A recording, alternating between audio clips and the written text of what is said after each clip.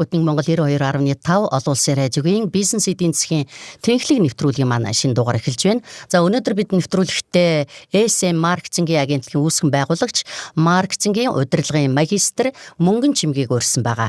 Ингээд бидний урилгыг хүлээн авч студид хүрэлцэн ирсэн танд маш их баярлалаа. Энэ өдрийн мэнд хүргэе. За өдрийн мэнд хүргэе. Урьсанд маш их баярлалаа. Та бол одоо маркетингийн одоо агентлаг үүсгэн байгуулсан хүн, одоо энэ чиглэлийн хүн. Тэгээ өнөөдөр хоёулаа ярилцах сэдв бол за маркетинг бизнесийн өсөлтөнд хэрхэн нөлөөлөх вэ?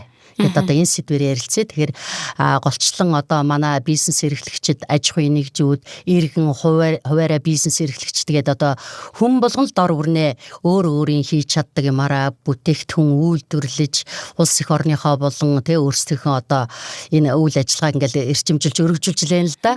Тэгээд одоо яг хуваараа бизнес эрхлэгч одоо аж ахуйн нэгжүүд гэдэг ингээд олон одоо энэ компаниуд маань мэдээж хэрэг одоо маркетинг гэдэг одоо энэ том одоо шинжлэх ухаанч одоо ийм том систем болчлоо шүү дээ. Тэгээ энэгүүгээр бол бас их хол явахгүй, өсөлт ажиглагдахгүй, үр дүн байхгүй ч гэдэг юм уу. Иймэрхүү бас байгаад идэгэн. Тэгэхээр таныг мэргэжлийн хүний хувьд за одоо яг энэ бизнест энэ маркетинг хэр чухал нөлөөтэй байдгийг. За ер нь маркетинг гэж юу хэлээд байгаа юм? За маркетингийг яаж үр дүнтэй хэрэгжүүлж бид бизнесийнхаа өсөлтийг одоо хангаж тэгээд бас үр ашигтай одоо байлгах вэ? Одоо үнцэнтэй байж ээж тухайн үнцнийг та бүхэн бол одоо ингээд нэг маркетингийг одоо мэргэжлийн төвшөнд бас хийснээр энэ ч одоо маш их өсөлт үр дүн гарна шүү дээ. Тэгэхээр одоо ингээд эндээс яриага эхэллээ. За маркетинг гэдэг яг онол талаас бол маш олон төрлийн тодорхойлолтууд байдаг. Зүгээр миний хэлэх дуртай маш товч бөгөөд тодорхой хүмүүс хурдан ойлгодог нэг ойлголт. Одоо миний өнцгөөс гэсэн үг. Тэр нь болохоор маркетинг гэдэг бол одоо тухайн бараа бүтээгдэхүүн, тухайн бизнесийг хүмүүсийн тархинд хоногшуулахын тулд хийж байгаа бүх процессыг маркетинг гэж байгаа. Тийм. Тэрэнд нь одоо бидний мэддэг зар сурталчилгаанаас ахуулаад олон зүйлсүүд орно. Гэхдээ маркетинг гэдгийг хүмүүс зар сурталчилгаа гэж зөвхөн ойлгодог. За илүү өргөн зар хүрээтэй ойлголт. За зөвхөн зар сурталчилгаа биш. За юу яах юм гэхээр бараа бүтээгдэхүүн бизнесээ таниулах, бусдад яаж таниулах юм? Яаж шинэ хэрэглэгчийг бий болгох юм? За дээрэс нь яаж хэрэглэгчийн итгэлийг аваад тэр итгэлээр нь дамжуулаад яаж борлуулалтаа нэмэгдүүлэх юм? За борлуулалтаа нэмэгдүүлсэн бол тэр худалдан авагчийг яаж дахин худалдан авалтыг хийлгэж байнгын үнэнч хэрэглэгч болох юм гэдэг юм цогц ойлголт байгаа байхгүй. Тийм. Тэгэхээр энэ ойлголтыг бид нэр одоо цогцоор нь хэрэгжүүлсэний дараагаас маркетингийг хийсэн гэж ойлгож болно гэсэн үг.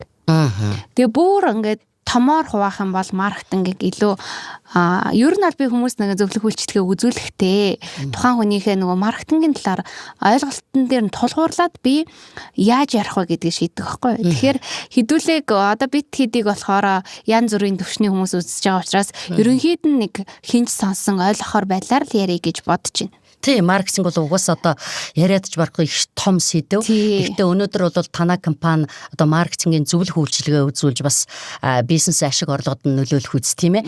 Ийм үр дүн авчруулдаг одоо энэ зөвлөх үйлчилгээ үзүүлдэг компанийн хувьд бол бас ойлаа нэг ингээд ерөнхийд нь баг яриад болох байх л та. Тэгэхээр энэ дээр хоёул бас яг зарим факт гоё ийм баримтууд бас дурдах байх л та сүүлд. За тэгэд саяны таны ярьснаар бол одоо ингээд бас ингэж ойлгож болох нь шүү дээ. За яг аж ахуйн нэгж томоохон одоо компаниуд бас арай өөр төвшөнд байх. Тэгэхээр би танаа голчлон одоо бас зөвлөгөө үзүүлдэг те жижиг дунд бизнес эрхлэгчид одоо хуваараа бизнес эрхлэгчид гэд одоо энэ тэр маркетингийн үйл ажиллагаа зөвлөх одоо үйлчлэгээ үзүүлснээр ахиц дэвшил гарсан одоо иймэрхүү баримтуудыг одоо тухайн хүмүүсийн яриаг бас сонсч ирсэн. Тэгэхээр зэрэг та яг энэ хуваараа бизнес эрхэлж байгаа хүмүүст одоо гол нь яг юун дээр нь анхаарч мэдээж иргэн нөгөө тухайн бүтээгдэхүүн одоо үйлдвэрлэж байгаа нэр төрөл өөр хүмүүс байгаа. Зарим хүмүүс нь зөвхөн чаддаг юм хийгээд тэрийгэ бүтээгдэхүүнээр ингээд бизнес эрхлээд ингээд явдаг. Зарим нь зүгээр бас бусдыг дуурайгаад за энэ зах зээл дээр одоо эрэлт хэрэгцээ ихтэй байна. За энэ бүтээгдэхүүнийг л одоо хийчих гэдэг юм уу. Ингээл янз янзын байдлаар ингээл бизнес санаа гаргаад бизнест орсон хүмүүс байдаг байх л та. Ер нь яг таны ажиглаж таны одоо энэ зөвлөгөө өгж ирснээр одоо энэ хуваарь бизнес эрхлэгчд маань эхлээд одоо бизнесээ босгоод мэдээж маркетингийн зардал гаргах боломжгүйч байна. За боломжтой нэгнж байна. Тэгэхээр маркетингийг ер нь шууд яг санаанаасаа бизнес эхлэхдээ хамтд нь хэрэгжүүлээд явах юм уу? Эсвэл одоо нөгөө зардал мөнгө төгрөг олж ирж дараа нь нөгөө бүтээгдэхүүнээ брендинг болгох гэж гэдэг юм ингээд томор хүсэлттэй болоод хийж эхлэх үү? Аль нь зөв байдаг юм болоо? Ер нь бизнесээ эхлэхээс өмнө за би хүнд зориулж ямар зах зээл дээр хүнд зориулж юу хийх гэж байна гэдгийг эхлээд шийдээд хийн. Манайхан болохоор би ийм зармаар байна гэж шууд авчирчдаг. Тэгээд тэгснийхээ дараа нь одоо ингээд яаж маркетинг хийх үү гэд баахан олон бараа ингээд хэдэн зуун сая төгрөгөөр аваад ирсэн байна. Тэгэхээр эхлээд бид нар эхлээд зах зээлээ судлах хэрэгтэй. За энэ зах зээл дээр энэ хүмүүсийн дунд хэрэглэгчдийн дунд ямар бараа бүтээгдэхүүн хэрэгтэй байна? Хүмүүст юу хэрэгтэй байна? Шинжилгээ судалгаа хийчихэд шинжилгээ судалгаагаа хийн гэсэн үг лээ тий. Тэгээ хүмүүсийн одоо асуудал нь юу байна? Хэрэглэгчид юу хүсэж байна? Энэ асуудлыг тэгвэл би яаж шийдэх юм? Зөв оновчтойгоор тэр системийг гаргаад стратеги боловсруулад бараа бүтээгдэхүүнээ байршуулад түрүүний дараа маркетинг гэдэг юм руу орно. Тий. Тэгээ маркетингийг чинь зарим хүмүүс бол одоо ингэ яадаг штэ. За би өөрөө ингэж явж байгаад нэлээ одоо юу гэдэг зарим төлөвлөлтгүй ч ордог хүмүүс байдаг. Хуваарь бизнес эрхлэгчид бол одоо тийм фактууд бас эргэн тойронд байж лээ л да. Тэгэхээр маш том одоо тэр үйл ажиллагаагийн цаг хугацааг нь богиносгож нөгөө хүмүүсийн бараа бүтээгдэхүүнийг үн цэнтэй болгож тэгээд бүр цаашлбал одоо тэр бизнесийн өсөлт ашиг нэмэхийн тулд бол маркетинг бол зайлшгүй одоо шаардлагатай. Таны түрүүний хэлсэн тэр сурталчилгаа маркетинг хоёр бол бас өөрөөх нь шүү дээ. Тэгэхээр юугаараа өөр байдгийг. За ингээс бас хоёрдугаарт нөгөө саяны ярьсан хувь хүмүүсийн тэр одоо маркетингийг нэр төрөлтөнч гэдэг юм уу тохируулдаг юм уу яаж хийвэл одоо нөгөө мэдээж ашигыг өсгөх боломжтой вэ гэдэг талаар зөвлөгөө өгдөг бахал та. Энэ зөвлөгөө өгөхийн тулд нөгөө хүмүүстэйгээ харьцаж бас танах ингээд судалгаа гаргасан байдаг бах. Энийг та одоо аль өнцгөөс нь харж хувь хүмүүсийн тэр одоо нэг гаргадаг алдаа байдаг шүү дээ.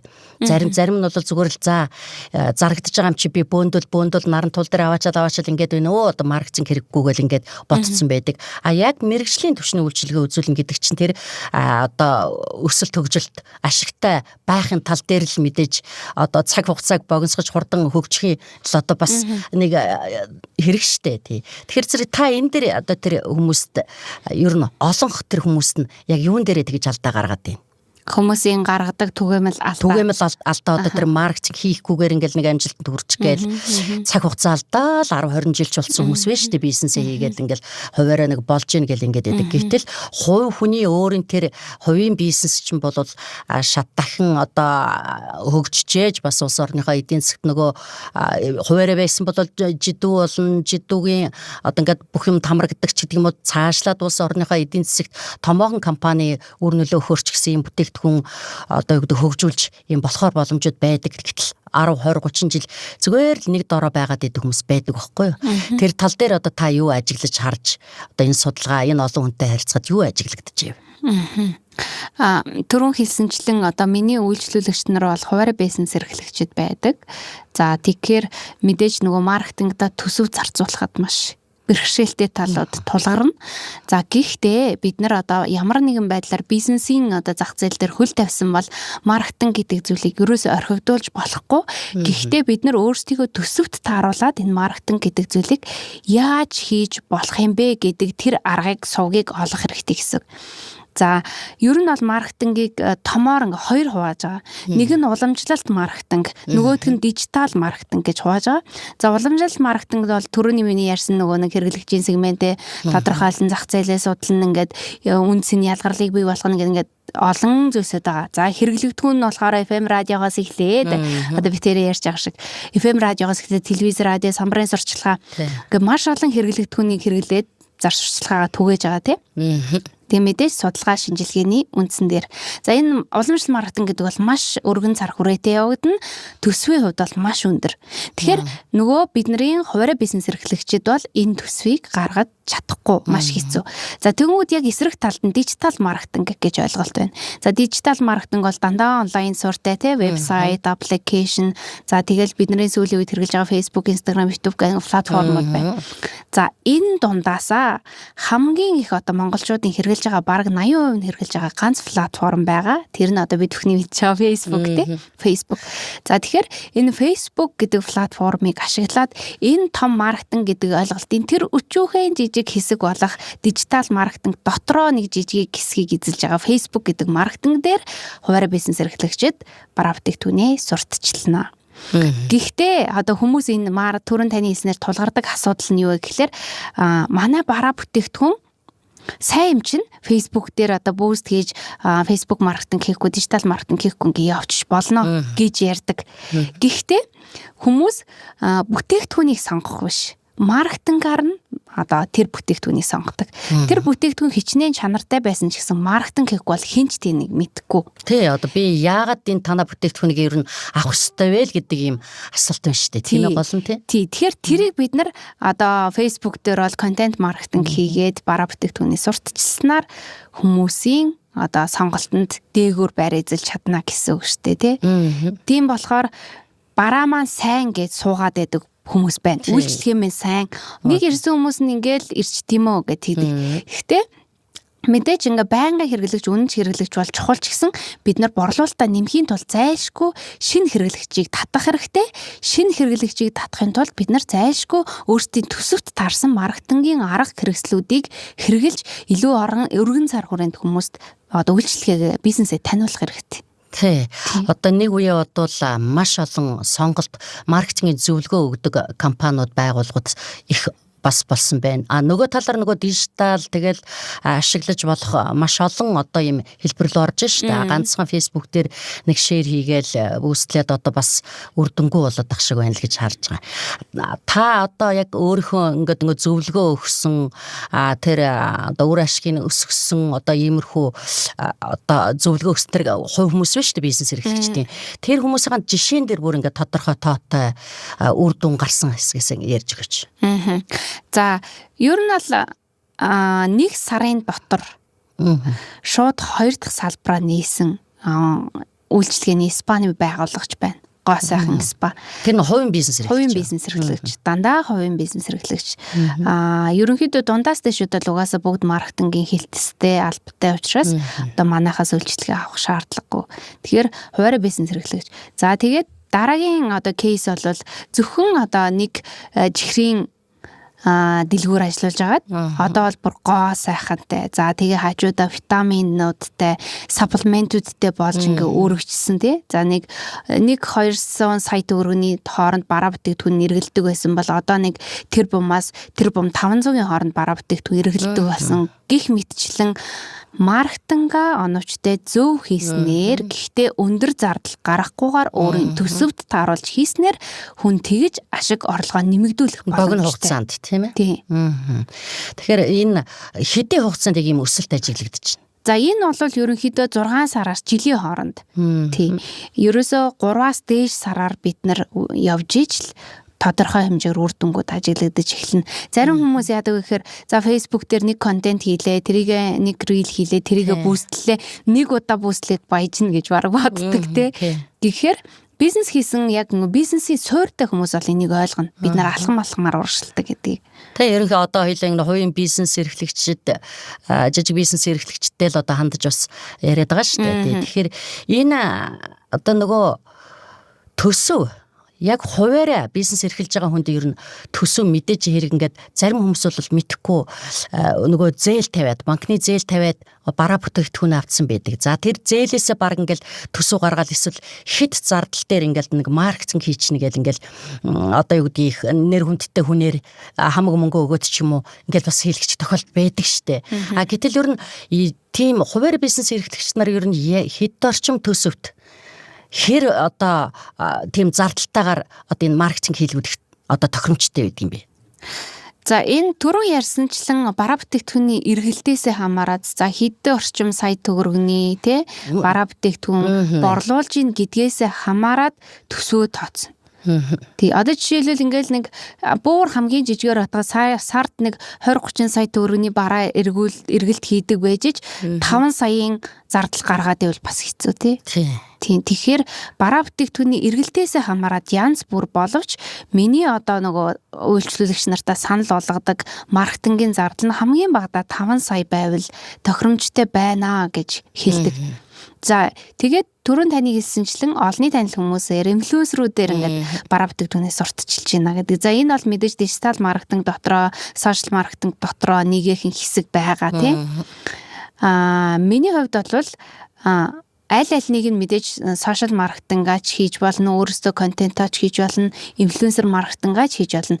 Аль аль нь яг зөв хүмүүсээ, зөв сегментээ өөрсдийн зарж байгаа бараа бүтээгдэхүүнтэйгээ яг уйж чадах юм бол тэр оновчтой байж чадна. Манай үйлчлүүлэгч нарын хувьд гаргадаг бас нэг энэ инфлюенсер сонгох дээр гаргадаг нэг алдаа байгаа. За тэр нь болохоор хандлттай гэд нөх хүүхдүүдэд аваачаад хошин шогийн хүүхдүүдэд аваачаад бараа бүтээгдэхүүнээ өгдөг ч юм уу те. Тэнгүүд тэр нь яг үндэ 40 нэмэх насныхан сонирхох хэвээр байдал 20 эдэн насны хүүхдүүдэд аваачиж нөгөө 3-4 сая төгрөгөө өгөөд нэг удаагийн контент хийлгэх ч юм уу. Энэ бол одоо нөгөө мэргэжлийн зөвлөх үйлчлэгээ аваагүй өөрсдөө дур мэдэн одоо бас хийж байгаа нэг маркетинг гэдэг юм алдаа гаргаж байна шүү дээ тийм ээ. Тэгэхээр бид нар хэрвээ одоо инфлюенсер маркетинг сонгож байгаа бол за жишээлбэл би гоо сайхны бүтээгдэхүүн үрчлээний эсрэг гоо сайхны бүтээгдэхүүн за худалдаалъя гэж бодоход би энэ чиглэлийн одоо хэрэглэх инфлюенсерийн маань нас хэд байх вэ? Тэр инфлюенсерийг үздэг хүмүүсийн нас нь хэд байх вэ гэж судлах болохоос зүгээр хандлт ихтэй гэд хааш хамаагүй хүүхдүүдэд одоо инфлюенсер маркетинг хийгээд өргүү зардал гаргадаг тийм сонголттой асуудал их байна. Тэгээд бас тэрнээс гадна нөгөө хүний өөрийн тэр бүтээгдэхүүний үндэс нь байгаа ч гэсэн чанартай байгаа ч гэсэн хэрэглэгчд бол ерөөсөө одоо бараа бүтээгдэхүүн бид нар ч авах та тий. За энэ чанартай нөгөө хүн өөрөө бол зарах гэж байгаа хүн чанартайгаа мэдээдэг. Тэрийг бас үнцэнтэй мэдээдэг. Би тийм үнэтэй авцсан чанартай болохоор гэдэг. Авах гэж байгаа би болохоор хідээр яаж авсан тэр чанар нь хаана байгааг мэдэхгүй шүү дээ. Тэгэхээр зэрэг энэ дээр нөгөө оновчтой зөв маркетинг хийснээр нөгөө одоо борлуулалтанд бол эрс хурдан хугацаанд бас нэмэгдэл байх л да. Тэгээд яг иймэрхүү одоо байдлаар гэдэг юм уу одоо хувийн бизнес эрхлэгчид бол одоо танах зөвлөгөө өгтөө тухайн бараа бүтээгдэхүүн дээр нь одоо бас ингээд нөгөө анханасаа ингээд сонгож худалдаж авахт нь одоо зөвлөгөөгөө бүр үзүүлж эхэлдэг ч юм уу ийм хамтардаг одоо энэ нэг төрлийн одоо иймэрхүү үйлчлэгнүүд бол байх уу? Байна. Одоо жишээлбэл манай нэг шинэ хэрэглэгч шинэ үйлчлүүлэгч орж ирээд за их чинь одоо ингээ үйл ажиллагаагаа өргөжүүлэх гээд одоо дараагийн бизнесээ ямар бизнесээр сонгох вэ гэж бодож байна. Тэгэхээр одоо би юу сонгвол юу зарвал одоо шинэ бизнесээ амжилттай эхлүүлэх вэ? За энэ дээр нь бид нэр ингээд судалдаг. За жишээлбэл та шампунь зарлаа. Шампунь заръя гэж бодъё. За тэгэнгүүт мандаа нөгөө түрүүн эхлэлд ярьсан зах зээлийн судалгаагаа хийж эхлэх байхгүй. Бараагаа оруулж ирэхээс өмнө хийх ёстой тий. Би яг шампунь оруулж ирэл амжилттай байж чадах юм уу? Монголд ямар шампунууд зарж байгаа юм. За тэгвэл ийм шампунууд ийм төгрөгийн үнэтэй үнэн нь ийм байх юм байна. Ингэж байршиж байгаа юм байна. Иймэрхүү газарууд маркетинга ингэж төлхөө хийдэм байна. Энийг нь ийм хүмүүс төлхөө мэддгийм байна, таньсан байна, тий? Нөгөө маркетингийн нэг чухал хэсэг бол таниулах гэж би эхлэлд ярьсан тий. Ойлгуулж таниулах. Тэгэхээр тэр бараа бүтээгдэхүүнийг танигдсан байдлыг хараад тий. Түүний дараа яг ямар сегментийн хэрэглэгч рүү би энэ бараа бүтээгдэхүүнийг зарах юм бэ? За шампунь дээр жишээ авлаа гэж бод би хагтай хүмүүс рүү зарах юм уу? Эсвэл өсөн унаад байгаа хүмүүс рүү зарах юм уу? Эсвэл будагтай ингээ гимтсэн байгаа өстэй хүмүүс рүү зарах юм уу? Энэ шампунаа өөрөө яг ямар шампунаа оруулж ирэх юм бэ? Гэх мэтчлэн ийм жижиг судалгаа үндэслэж бараа бүтээгдэхүүнийг сонгоно. Тийм. Манайхны одоо хуваарь бизнес эрхлэгчдийн гаргадаг төгөөмөл алдаа яг ингээл нэг зарим нь ингээл 50-60 сая төгрөгөөр оруулаад зарим нь бүр ингээ боломжтойнууд нь 100 сая 200 сая төгрөгөөр бараа оруулаад ирсэн. Тэгэхээр нөгөө агуулгатаа хуваалцсан яаж зарах юм мэдгүй. Тийм асуудлууд маш их тулгардаг. Тэгэхээр бараагаа татхаас өмнө тэр судалгааг хийжээж судалгаан дээрээ үндэслээд ямар бараа бүтээгдэхүүн би заруул оновчтой амжилттай байх юм бэ гэдгээл сонгоно. Одоо процесс нь бол ингээ буруу явцсан байна шүү дээ, тий. Буруу явна. Тэгээ яг ингэж боддог л доо. Одоо бизнес эрхлэгчид ингээд за маркетингийн одоо зөвлөх үйлчилгээ авах гэхээр одоо дэндүү их үнэтэй байх тийм үү? Асар их одоо үн төлбөртэй байх ч гэдэг юм ингээд тиймэрхүү байдлаас нь заад мэдээж зарим нь бол нөгөө банкнаас зээлээ аваад ингээ бараандаа явчихдаг ч юм уу. Иймэрхүү бас байдлаас болоод зөвлөгөө авахаас гэдэг юм уу. Зарим нь одоо их хайнгадаа бас манайхан чинь тэгээд за би үнийгээ бас дуурайж бараа авах тохиолдол байдаг шүү дээ, тий шүү дээ. Тий одоо за энэ өстой айгүй сайн зарагдаж байна. Энийг л одоо манайх хийчих гэдэг. Энэ ч ерөөсөө аж ахуйн компаниуд дээр хүртэл одоо байж болохгүй юмнууд шүү дээ. Тэр нэг компани одоо өсөлттэй мундаг брендинг бүтээгдэхүүнтэй орлого сайтай байж хаад нөгөө компани эднийхийг дүүрээ хийчих манайх энэ нас ашигтай мэн гэж бас болохгүй байхгүй бизнес угаасаа тий. Тэр зарчим алдагдаад бие биенээ дуурайгаад нэг баахан олгон бараа аваад ирдэг. За нөгөө 100-ны одоо дуурайж авчирсан бараа дараа 100 хүртэл ингээ байж идэг ч юм. Эн чи ямар алдагдaltaй ямар эрсдэлтэй гэдгийг бас ингээд ойлгохгүй аваад ирсэн судалгаагүй хийсэн юмнууд байдаг тий.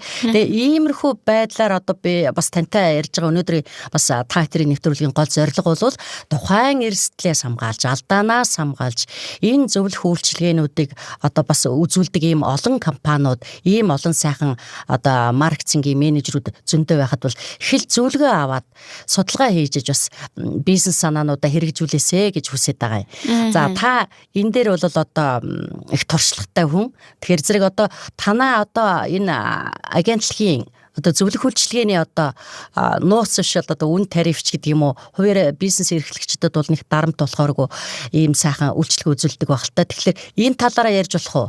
Одоо үн тарифын хувьд бол болно. За хуваарь бизнес одоо нэг талаасаа би өөрөө бас хуваарь бизнес эрхлэгч болж байгаа байхгүй.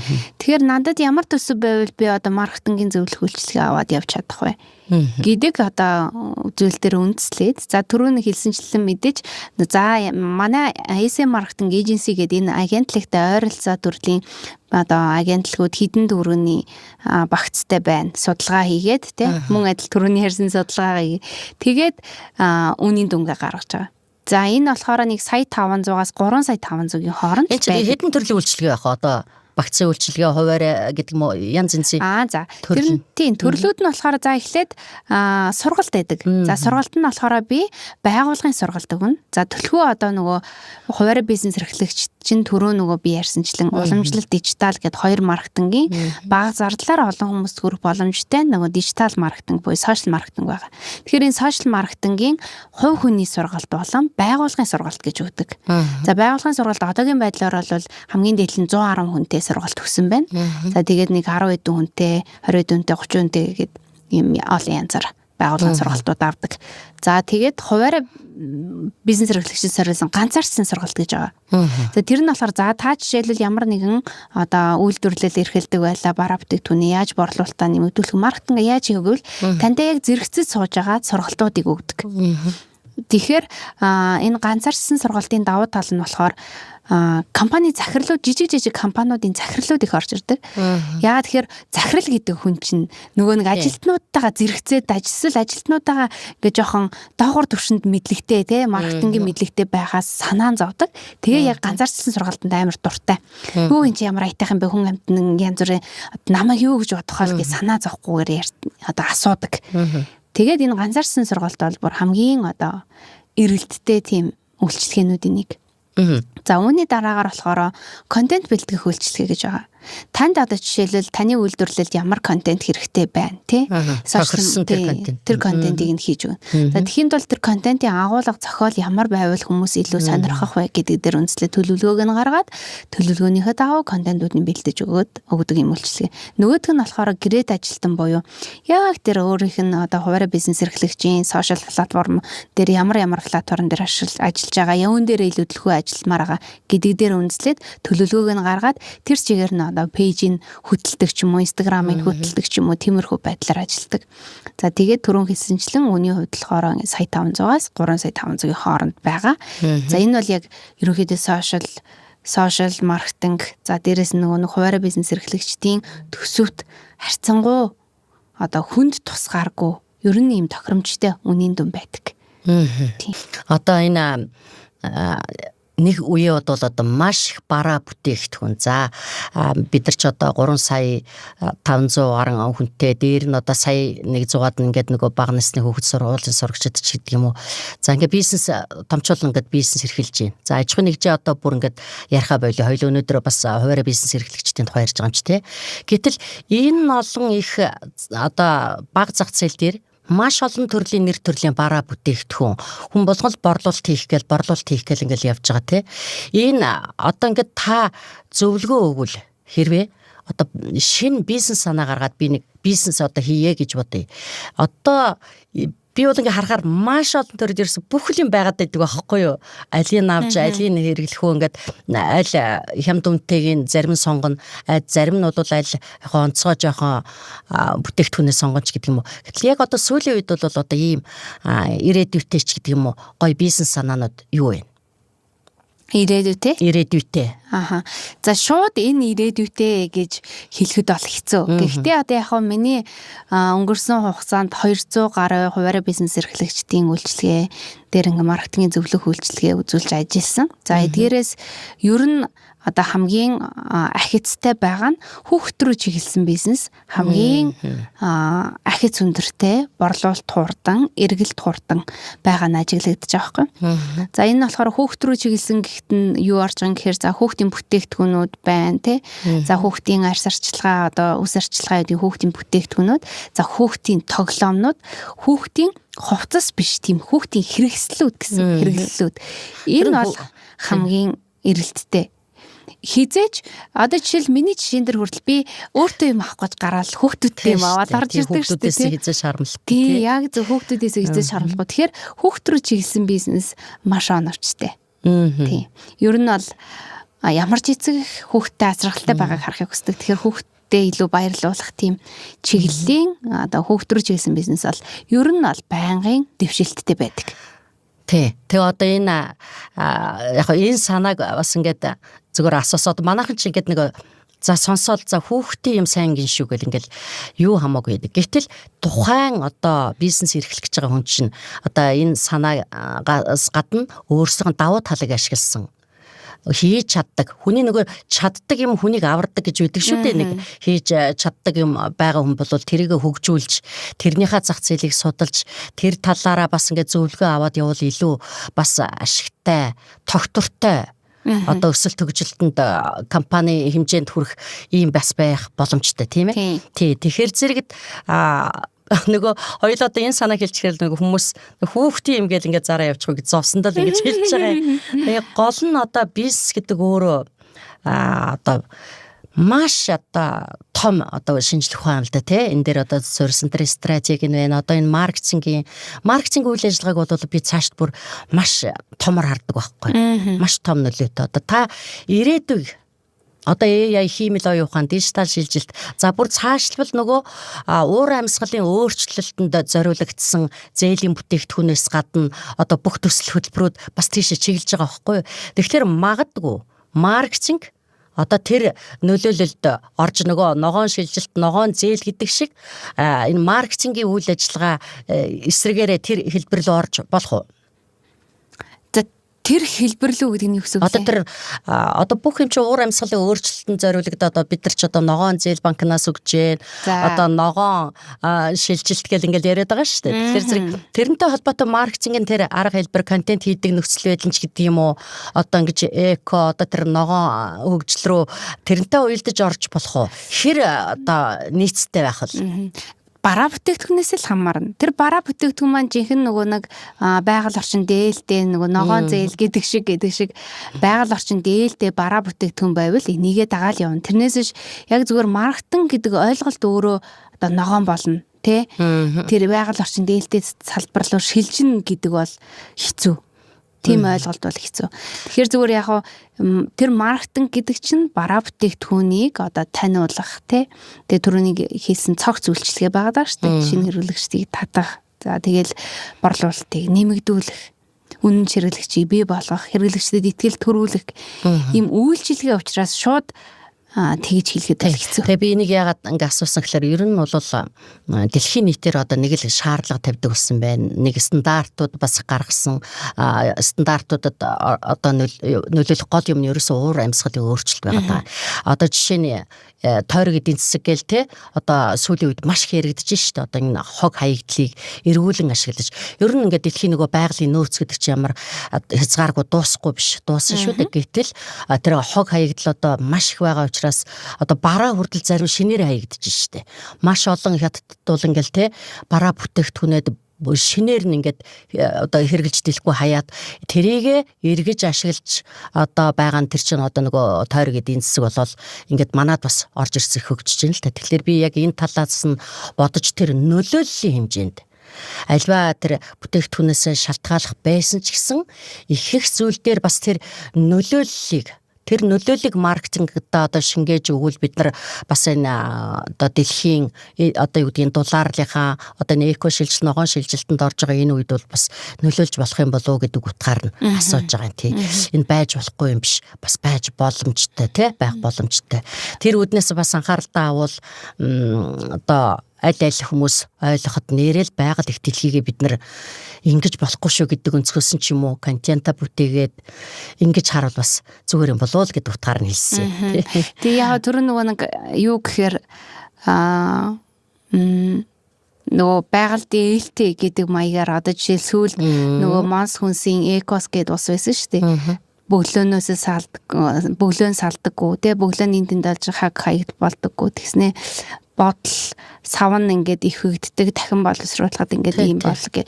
Тэгээ энэ мэдчлэн зүгээр бараа бүтээгдэхүүнээ үйлчлэн маркетингд зориулж бараа бүтээгдэхүүнээ илүү одоо эко байгаль дэлтэй болгож байгаа байгууллагууд бизнесүүд бол болохгүй юм бол баггүй л те. Тэрийгээ гол олгож л маркетинг хийж байгаа гэдэг ч юм уу. Тий. За тэгээд ер нь бол одоо бизнест одоо тийм маркетинггүйгээр бол бас ашиг орлогоо өсөлт яхад бол хэцүүлтэй. Ер нь хамгийн чухлыг эхэнд нь тавь гэсэн одоо ийм зарчим байдаг шүү дээ бизнест бол хамгийн чухлыг эхэнд нь тавь. За эхлээд мэдээж хэрэг зорилгоо тодорхойлчих тийм ээ. Зорилго тухайн хүний одоо бизнест ирээдүйн зорилго нь юу байгаад байгаа юм. Зорилгоо тодорхойлцоход зорилгодоо хүрэхийн тулд одоо тэр стратеги боловсруулаад тэр маркетингээ хийх ийм одоо юу гэдгийг дараалалаар ч гэдэг юм уу байвал илүү одоо зөв нөгөө өсөлт төгжөлтөнд нь хэрэгтэй л гэж бодоод байгаа юм л. Яг иймэрхүү байдлаар хандхаасаа илүү нөгөө түрүүний ярьдаг шиг шууд ингээл хүмүүс чинь бизнест орж ирэл алдаа эндэгдлөөр төлбөрт ороод дампуурах хэмжээнд хүрдэг. Ер нь маркетинг бас тухайн хүмүүсийг одоо дампуурлаас сэргийлэх боломжтой юу? Мэдээж боломжтой. Тэгэхээр ямар арга замаар одоо эрсдлээс нь тэр дампуурлаас нь сэргийлж болох? За яг маркетингийн энэ дээр яг нөгөө дарааллаар нь гэдэг л утга байна гэж би ойлголоо. Тэгэхээр хамгийн түрүүнд одоо тэр өөрийн бизнес бараа бүтээгдэхүүнийг таниулна гэдэг нь чухал. Хүмүүст таниулна. Тэгээд таниулсныхаа дараа яг шинэ хэрэглэгчдийг татна. Шинэ хэрэглэгчдийг татахдаа бид нар энэ одоо манай бараа бүтээгдэхүүн үнэхэрийн одоо чанартай таны одоо асуудлыг шийднэ ийм асуудлыг шийднэ ийм хэрэгцээтэй гэдэг тэр итгэлийг төрүүлж шинэ хэрэглэгчийг татна. За тэгсний дараа шинэ хэрэглэгчийг татсны дараа нөгөө борлуулалт өснө гэдэг асуудал гарч ирнэ. Тэгээ ийм процессын дагуу бид нар маркетинг хийж одоо уналтаас сэргийлнэ гэх юм. Одоо жишээлбэл яг нэг адилхан кофе гаргадаг 2 кофе шоп байлаа. За тэр 2 кофе шоп нэг нь болохоор ямар ч маркетинг хийдэггүй. Нэг нь болохоор за янз бүрийн гоё ивент үйл ажиллагаа кофе шоп дээр зохион байгуулж гин, урамшуул зохион байгуулж гин. За тэгэл гоё үйлчилсэн үйлчлүүлэгчдийн хэрэглэгчдийн одоо сэтгэлийг өөрсдөө ингээ хуваалцж гин, шеэрлж гин гэдэг ч юм уу тий. Иймэрхүү байдлаар тодорхой хэмжээгээр өөрийн төсөвт харуулад ингээ байнгын маркетинг гэдэг. За аль нь мэдээж ингээд өсөлттэй байх уу гэдэг бол ойлгомжтой тий маркетинг юм. Тэгэхээр яг л энэтэй адилхан борлуулалтаа нэмэгдүүлэх хамгийн чухал зүйл уналтаас босох хамгийн чухал зүйл бол маркетинг. Хүмүүс болохоор маркетингийг зарим нь илүү зардал гэж бодох нь байдаг. Цөөн тохиолдолд маркетинг бол яг үндэ илүү зардал биш өөрийнхөө бизнест хөрөнгө оруулж байгаа хөрөнгө оруулах. Тий. Яг үнэ. Одоо хөрөнгө оруулалтуу эсвэл зардлуу гэхэлэр хүмүүс ч одоо энэ эхлээд нөгөө зардал талаас нь хараад байдаг шүү дээ. Ер нь урт хугацаанд бол нөгөө үр дүнгээр хэмжигдэж гарч ирэхээр ашигыг л одоо төрүүлж харах хэрэгтэй юм шиг байгаа юм тийм ээ. Тийм, яг зөв. За тэгвэл одоо бид брендинг гэл одоо үүсгээл гоё өөрсдөө чаддаг юм гутал дээрч байна. Манад бол одоо маш өргөн боломжтой шүү дээ. Дэлхийд бүр олон нөгөө Made in Mongolia гэдэг гоё брендинг үүсгээд гаргах ийм цаашд ирээдүй бас харагдаад байгаа тий. Тэгэхээр зэрэг яагаад тэгвэл бид энэ олон сайхан юм боломжтой хөдөө аж ахуйн буюу мал аж ахуйн за ийм гоё брендинг үүсгэх юм бүр эко цэвэр ийм бүтээгдэхүүнүүд яг дэлхийд гаргаж чадахгүй байгаад байна. Энэ маркетингтэй холбоотой юу? Манай бараа бүтээгдэхүүн яг түрүүн хэлсэнчлээ одоо жишээл гарсан готлон дээр жишээ авъя л да тий. Яг нөгөө стандарт хангахгүй гэдэг асуудлууд айгүйх байт юм билээ. За жишээлбэл арьсан гутал, арьсан цүнх энтер гэдэг бол яг стандартын олон улсын стандарттай ийм байх ёстой. За уул нь ийм байх ёстой, зузаан нь ийм байх ёстой. За хэрвээ ийм офисын гутлал ийм байх ёстой гэсэн одоо олон улсад гаргахын төлөө тийм стандартууд байт юм байна. Тэр стандартыг мэдээж эхний ээлжинд одоо хангах ёстой байх.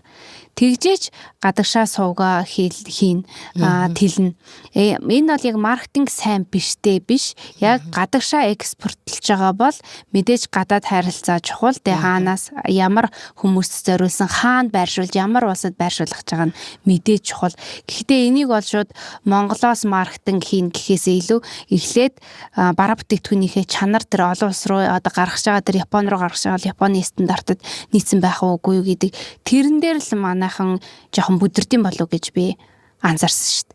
Тэ бүтээгдэхүүний чи одоо голчлон болоод хүнсний бүтээгдэхүүн дээр те манад их боломжтой санагддаг байхгүй юу? Мал аж ахуй хөдөө аж ахуйн бүтээгдэхүүнүүдээр. За гутал мутлан дээр бол бас яг тэртээ тэргүү арьс шир одоо юу гэдгийг тэр юу голгодох юм байхгүй л те. Яг экспортод бол гаргах боломж бол байх нь байгаа. Ихэнхдээ өөр Монгол зонгол гэл гараал явчихдаг юм байлээ. Одоо бол Орос руу нөгөө Евразийн эдийн засгийн төр хэлэлцээр одоо 22-наас өнөөдөр ч үл 22 юм л 23 шүү дээ. Тэг өчигдөрөөс ингээд яг хэрэгжээд эхэлж байна. Гарах бол боломжтой. Энийг бас би дахиад нэр сонсогчтой дуулгая гэж бодоод байгаа юм. Одоо Евразийн тэр эдийн засгийн төр хэлэлцээрийн тухай тэр би бас ярилцлага хийсэлтэй. Гэхдээ энд бас одоо яг маркетингийн зөвлөх үйлчилгээгээ аваад хуваарь бизнес эрхлэгчид бас энэ одоо Евразийн энэ Орос руу одоо ингээд бүтээгдэхүүнүүдээ гарах боломжтой болж байгаа шүү. Тэгээ энэ дээр мэдээж хэрэг одоо яг та нарын одоо тэр зөвлөгөө үйлчилгээг авал бас их тохиромжтой байх гэж одоо хэлж байгаа юм даа л наа. Тэгэхээр одоо яг энэ одоо зардал багтаагаар тэ энэ одоо жижиг бизнесүүд бол ингээд маркетинг хийж одоо зарим нь таны түрүүн хэлсэн тэр фактор ярьж штэ 6-аас 1 жилийн дотор гэхэд бол дараагийн салбар нэгдэг ч юм уу ингээд өсөлт бол ажиглаад явж байна. Гэхдээ энэ өсөлтийн хажуугаар одоо зарим ингээд миний ингээд ажиллаж ийснаар бол ингээд өсөхийн хэрээр өр зээл одоо нөгөө банкны зээл мэйл нь өсөд идэг байхгүй. Тэгэхээр энэ өсөлтөө одоо энэ бас эрсдлөө одоо та юу гэж боддог вэ? Өсөлт гэж би боддог штэ.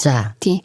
Одоо жишээл би нэг тэр бом төгрөгөнд бараа бүтээгдэхүүн эргүүлдэг байжгаад за маркетинга хийгээд за би 2 тэрбум боллоо. За тэгэнгүүт үүнийгээ дагаад миний бизнесийн зээлийн одоо хөөтэй төлөлт нэмэгдлээ энэ ч гэсэн өсөлт байхгүй. Тийм. Энийг яг асууж нэхлээр зарим хүмүүс ингэдэг байхгүй.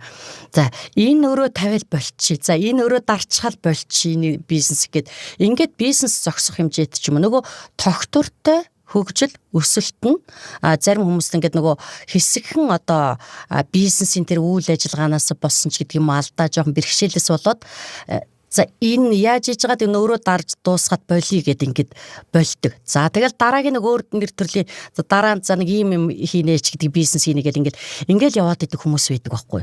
Тогтворгүй. Тэгэхээр зэрэг яг таны саяны хэлсэн дээр би бол энэ яалтч хөсөлт тэгээд тэр чин чадж जैन тэр өөрөө төлөөд банкны зээл өшөө нэмэгдээд санхүүгийн одоо бас ийм боломжууд бол дараа нь ингээд үүсч гарч ирнэ шүү дээ. За та ер нь одоо ингээд яг хуваарь бизнес эрхлэгчид за одоо ингээд шинээр гарааны бизнес эрхэлж байгаа хүмүүст бол одоо түрүүн бас хэлсэлтэй гэхдээ бүр яг ийм системтэй гоё зөвлөгөө өгөхөр бол та юу гэж хэлэх вэ? За ер нь бол тухайн бизнес эрхлэгчийн төвшнөөс нь хамаарат гэх юм уу да тий. Тэрнээс нь хамаарат би зөвлөх зөвлөгөөнүүд бол янз бүр байдаг. За тэгээд одоо жишээлбэл би тэгээд хуваарь бизнес эрхлэгчдийн одоо өөрсдийнх нь хүсэж байгаа зүйлсүүд ч гэсэн янз бүр байгаа. Зарим нь түрүү хэлсэнчлэн шинэ бараа бүтээгдэхүүн би шинээр бизнес эхлүүлэе гэж үтэн хоёр дахь бизнесээ би юунаас эхлүүлэх вэ? Гэвэл дахиад нэг өөр зөвлөгөө. За одоо энэ бараа бүтээгдэхүүнээ одоо би яаж зарах уу гэвэл дахиад нэг өөр зөвлөгөө тий. Тэгээд өөрсдийнх нь төсвөөс нь хамраа дахиад нэг өөр зөвлөгөө өгөн. Тэгэхээр яг ийм зөвлөгөө гэхээр бас харилцан адилгүй.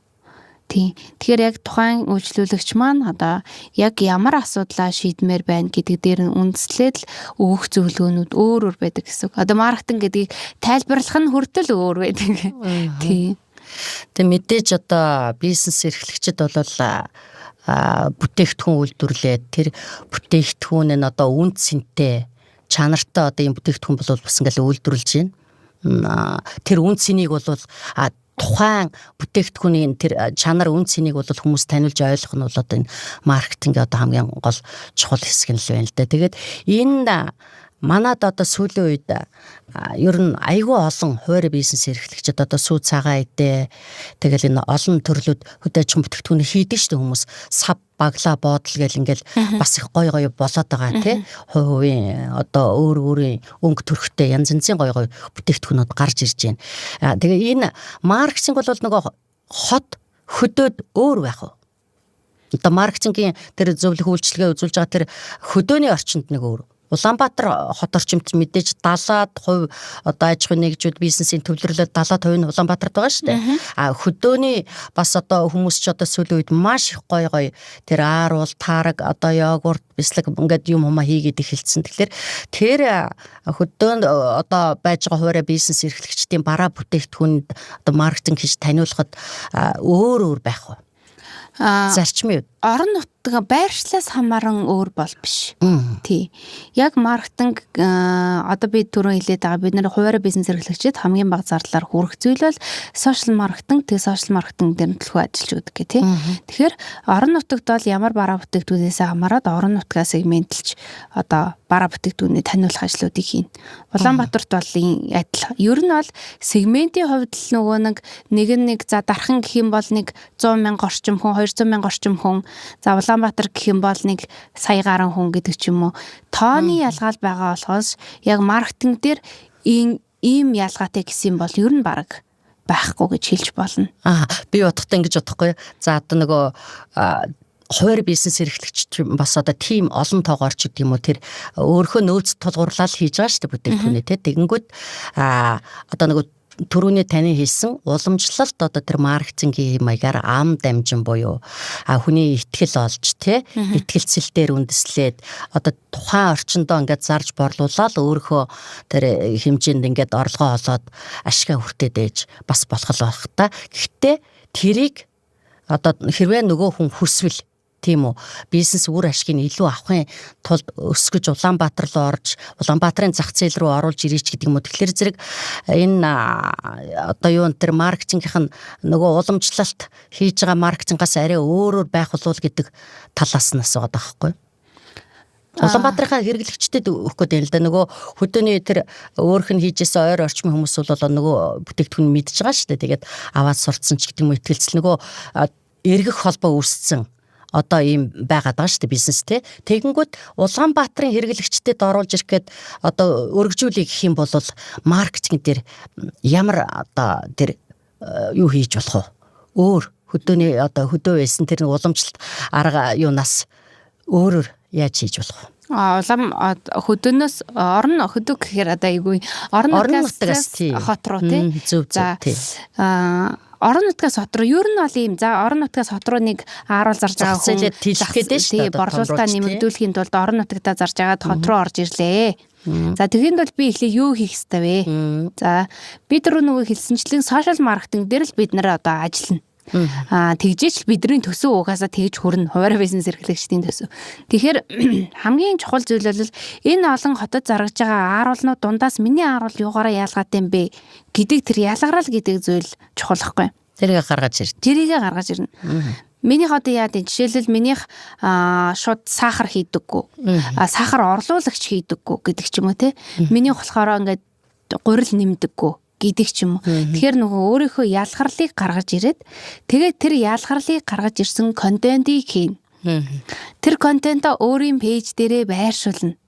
Контентын агуулга гэдэг зүйл бол маш чухал. Яагаад биднийг сонгох ёстой? Яагаад намайг, таныг, чамайг, чиний бүтээгдэхүүнийг сонгох ёстой гэдэг зүйлийг тэр контентоор гаргаж ирэх ёстой байхгүй? Тэгэл одоо нөгөө хамгийн бага зардлаар олон хүмүүс түргэн хугацаанд төгрөх арга гэдэг бол Facebook-ийн төлбөртэй сурталчилгаа гэдэг зүйл байна. За тэгээд Улаанбаатарт би гэрээ тайж гин гэдэг маягаар ч юм уу тий. Улаанбаатарт хамтран ажиллах юм салбар дэлгүүрээ тайж гин гэдэг маягаар өөрийнхөө бараа бүтээгдэхүүний онцлогийг гаргаад өөрийнхөө одоо нөгөө нэг зорж байгаа тэр зорилгоо шингээгээд тийм байдлаар л явна. Тий. Тэрээс одоо ингээл бид нар хотоос ирж ингээл боршир тараагаал захаар ингээл боршир тараагаал явна гэдэг бол одоо өнгөрсөн тий үр дүнгүй болсон. Тэгэхээр ийм байдлаар л богино хугацаанд шинэ хэрэглэгчдийг олж хот руу орж ирнэ дээ. Ер нь маркетингийн үйл ажиллагаа одоо ер нь цаашаа 5-10 жилийн дараа ирээдүйг та юу гэж харж байна? Угаасаа энэ бол байсаар л байна. Тэгээ маркетинг гэдэг зүйл бол одоо компани, бизнесийн үндсэн чухал зүйлсийн нэг байсаар л байна. Одоо ингээд зарим хүмүүс ингээд байгаа ш. За AI, хиймэл оюухан одоо дижитал одоо юу гэдэг ингээд энэ орчин цагийн одоо энэ дэвшилтэй технологийн ачаар бол одоо баг маркетинг хийхдэггүй өөрсдөө баг хийгээд ячнаа гэл. Уг нь бол нөгөө одоо хиймэл оюухан дээр суурилсан тэр технологиг ашиглаж сурах нь өөрт одоо маш чухалч гэлээ гэсэн хүн болгон бас тэгж цаг зав гаргаад тэрэнд боловсроод сураад байх юм боломжиг бол одоо байгаа шүү дээ. Энэ дээр маркетингийн зөвлөх үйлчлэг үзүүлж байгаа одоо та нар одоо бас нөлөө үзүүлэх бах. Тэгэхээр ирээдүйд нэг 5-10 жилийн дараа гэхэд бол манай Монголд одоо маркетингийн стратеги, маркетинг одоо энэ хиймэл оюухан дээр суурилсан одоо яг энэ 90 үед нь штэ яаж өөрчлөгдөх вэ? За шууд ингэж өөрчлөгдөн гэдэг баримжаа бол байхгүй байна. Гэхдээ хүний оюун ухааныг гүйцэх технологи гэж хэзээч байдаггүй. Тэгэхээр хэдий AI байгаа ч гэсэн AI-ыг хүн ажилуулж ээж, хүн команд өгж ээж, хүн даалгавар өгж ээж тэндээсээ өөрийн хүссэн загварыг гаргаж ирнэ. Бичлэг хийсэн ч зүгээр нэг зураг янзлсан ч постэр хийсэн ч тий юу ч хийсэн. Тэгэхээр хүн гэдэг бол маркетингийн одоо менежер бол хизээч би моднаас гарахгүй гэж боддог. За яагаад тэгэхээр бид нар бол AI гэдэг төлсүүдийг ашиглаад өөрсдөө хийх ажлыг маш хялбархан болгож чадна. Болгож болно. Одоо бизнес эрхлэгч ч гэсэн ямар нэгэн байдлаар маркетингийн менежергүй байлаа гэж бодоход тодорхой хэмжээгээр тэр AI-г ашиглаад одоо зураг авалтаа зохицуулаад ингээ янзалж болох ч гэсэн маркетинг толгой, маркетинг гэдэг хүн ямар зүйл дээр хэрэгтэй байдаг вэ гэхээр агуулга гэдэг зүйл дээр хэрэгтэй байдаг. Одоо зүгээр нэг дизайнер хүн өөрөө мэдээд постэр хийх, өөрөө мэдээд контент хийх, маркетингийн менежертэйгээ хамтраад контент хийх гэдэг бол маш ялгаатай. Тэгэхээр энэ агуулга гэдэг зүйл бараа бүтээгдэхүүнийг би яаж хүмүүст таниулахын, яаж хоногшуулахын гэдэг зүйл дээр маркетинг гэдэг энэ салбар бол стил байсаар л байна гэж би боддог. Одоо манай Монголд одоо яг энэ маркетинг зөв маркетинг тийм үү? Зөв одоо энэ маркетинг хийгдснээр одоо өсөлттэй, амжилттай одоо тийм өргөчн төлсөн тийм бизнесийн та жишээнүүдээс дурдж өгөөч. Түрүүн бол би нөгөө өөрийнхөө хуваарь бизнес эрхлэгчдийг ярьсан тий.